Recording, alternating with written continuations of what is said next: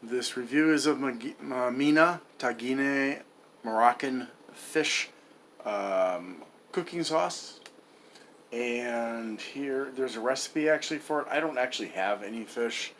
I'm just going to use this with chicken. But it is vegan and parv, so it's safe for Jews and Muslims. It's also non-GMO.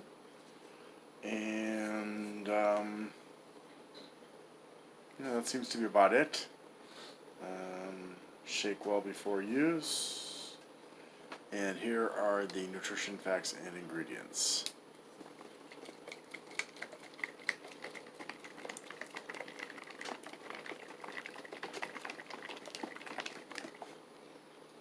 Okay.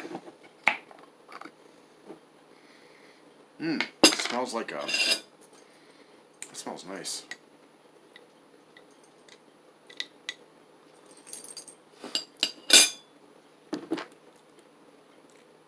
So it's sour, a bit salty, very kind of herbal.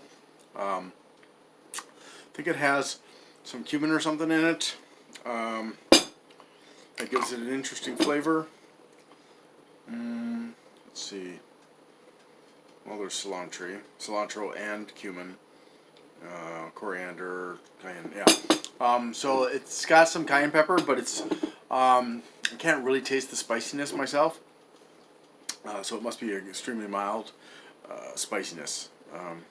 It's okay. If you're looking for something that's definitely not sweet, then this will be a good choice for you. I think it's not just only okay for fish, though. Give it a try on my chicken and vegetables. Thank you very much for watching, and I hope you have a great day.